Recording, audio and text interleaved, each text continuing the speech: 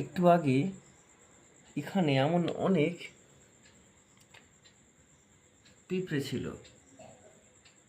মানে পিঁপড়েগুলো এমন পোকা হয়ে গিয়েছে।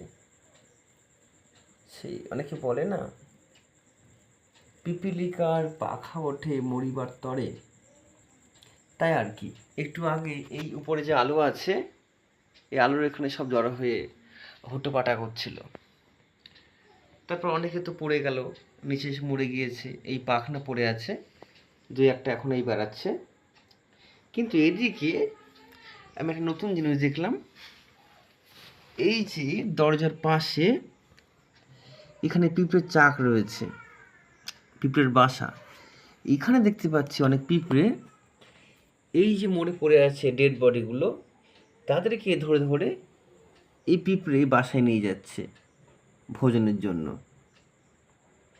কিন্তু এই ছিল, এই হয়তো 1 ঘন্টা 2 ঘন্টা বা গতকালকে এদেরই গোত্রের বন্ধু, বোন, ভাই, আজ সেই এদের খাবারের পরিণত হয়ে যাচ্ছে।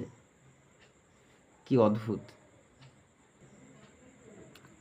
এখানে আরেকটা দেখতে পাচ্ছি, একদম একদম নিচেই আরেকটি এই পোকাকে পিঁপড়েরা ধরে নিয়ে যাচ্ছে তাদের বাসাতে, যে ছিল গতকালকেও বা হয়তো আজ পর্যন্তও তাদের ভাই বোন, এদেরই গোত্রের, এদেরই বংশের কেউ, যে আজকে খাবারের পরিণত হয়ে যাচ্ছে এদেরই। ওই নিচে একজনকে ধরলো, ওই নিচে।